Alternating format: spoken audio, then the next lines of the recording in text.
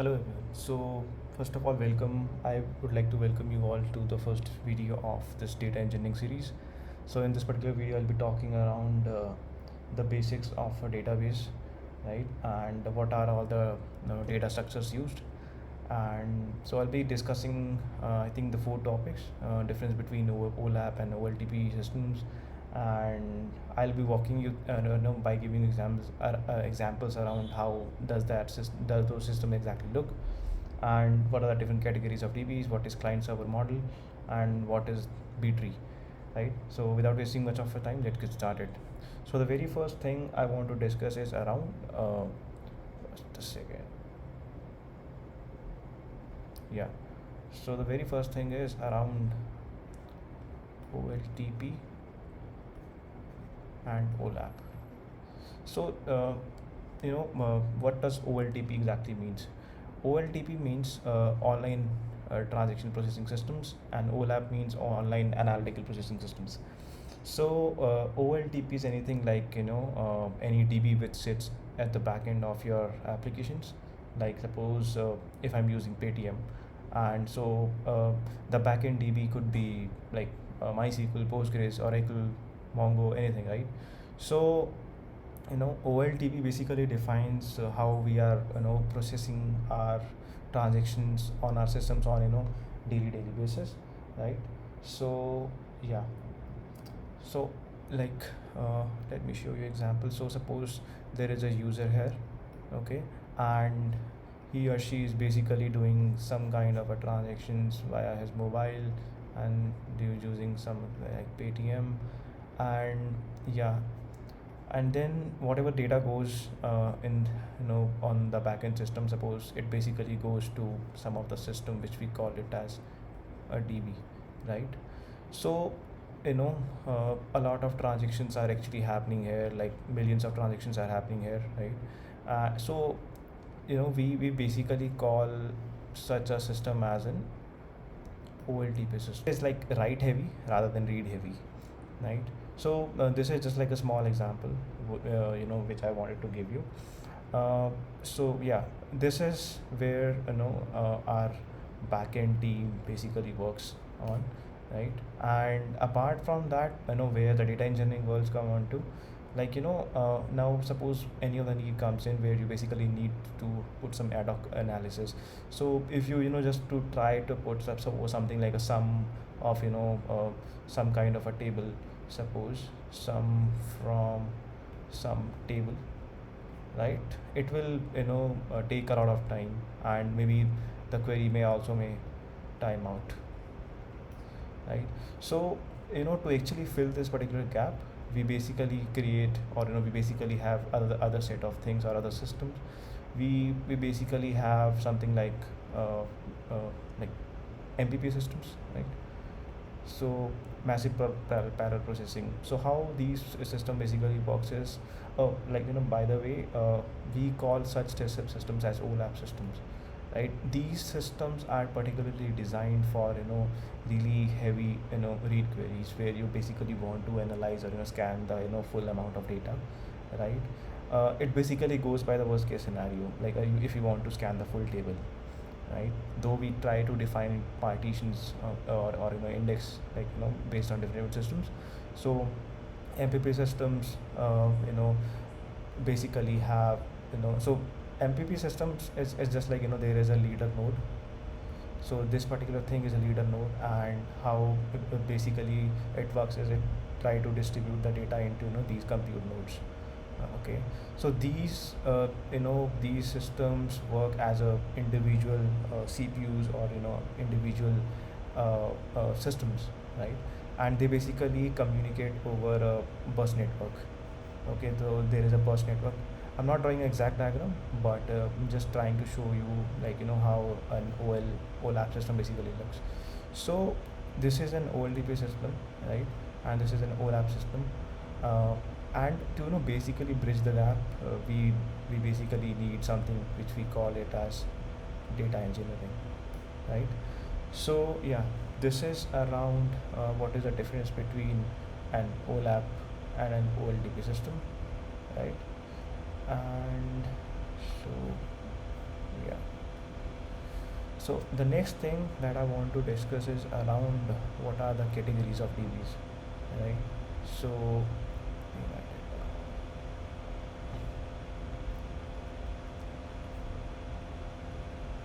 what are the DB categories? So the first thing is row-based DB. The second is around column-based DB. You must have heard these things. Shouldn't be really sure even if you have back-end, front-end, whatever, right? And in memory, please bear with my handwriting. And so yeah, row based is something like we, like, suppose there is a table, right? And you have your columns here, you have your row one, second, third, and all those things, right? And yeah, these are like few set of columns, C1, C2, Cn. And so whenever you try to access something, you basically get this the full row of data, right? This is what it means from a row based systems. Column based is something which just work on the set on a set of columns. So like this, like this, like this. Okay. In memory, like, they basically have everything around RAM. Okay. So yeah, this is around different categories of system. And now, apart from this, I think I need to discuss something around how client server model basically looks like, right? So just a second. So see, there are basically four layers involved into a client server architecture, and this is like really common across different DBs. So there must be a layer here which basically we call it as a transport layer. Okay. Then there would be a layer here which we call it as a query processor. Then there would be another layer which we call it as execution engine. I'll explain all these things. And here comes another layer which we call it as a storage engine.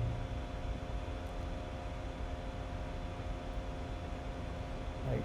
So transport layer is something like which basically handles all your JDBC requests, right? Suppose if you write some of the programs like where you want to connect to MySQL and all those details.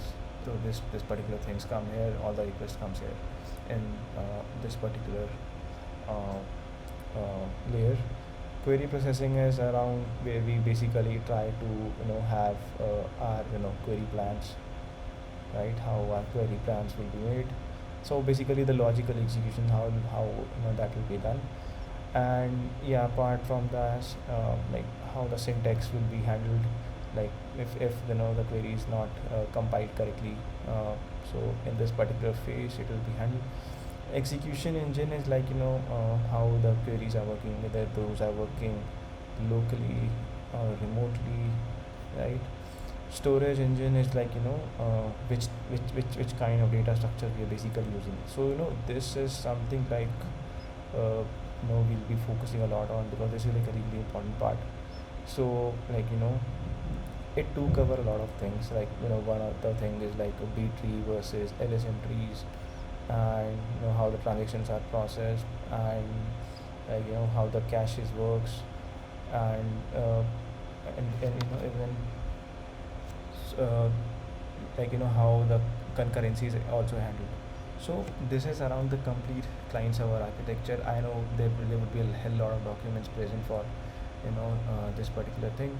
So yeah, you can, even if you want, you can place your comments in the comment section. Maybe I can make a particular video on this as well. I don't want to deep dive too much into this, but I think the kind of knowledge that I've given here, I think that's enough for the upcoming videos. So apart from this, there is another thing which which is the most important thing, right? And that is like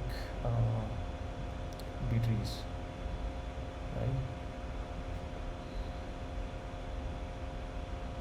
So what are B trees? So B trees are like the data structures for how we basically wants to to store our data. So it may look something similar to a BST, okay, like how you make a B tree and BST out of a B tree. So suppose you have something like 1, 2, 3, 4, 5, 6, 7, right? So suppose this is a BST, okay. As you can see, there are just a couple of nodes for each of the parents, right? So this is parent, these are child, this is parent, these are childs, again, right? Similarly, so on and so forth. So like I'll rather say it as a uh, normal binary tree actually. It's not a actually a B tree, right? One second.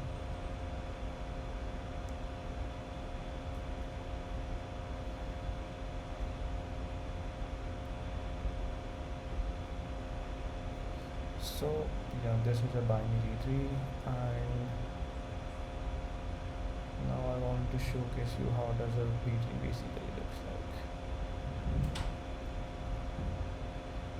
So here in this particular case, there would be a single node, and it would be having n number of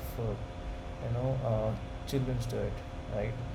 And I mean, so the difference is there are multiple nodes, multiple child to a single parent, right?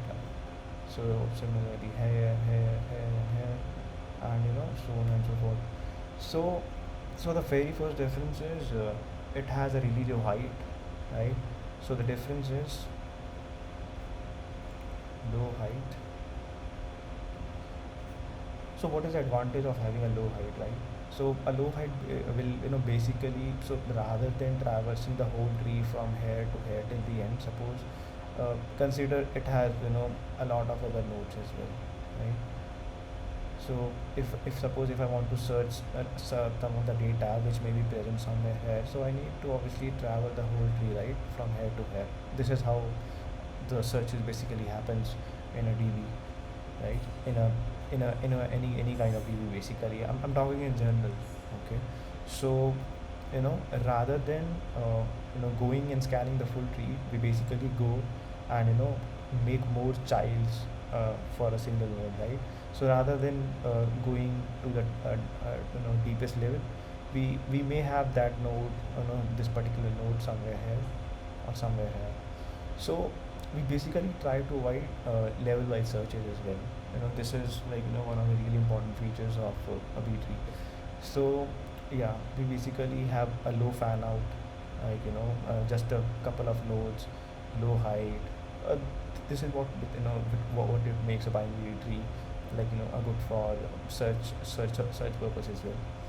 So I want to discuss more around how these nodes are made, how the splits and merges happen, how underflow and overflow condition occurs.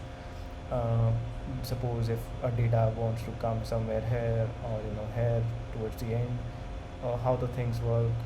So yeah, I think I'll be discussing all those things in the next video. So till then, I hope I actually made clear all those things. So yeah, please like and subscribe the video, and hope to see you in the next video. Thank you.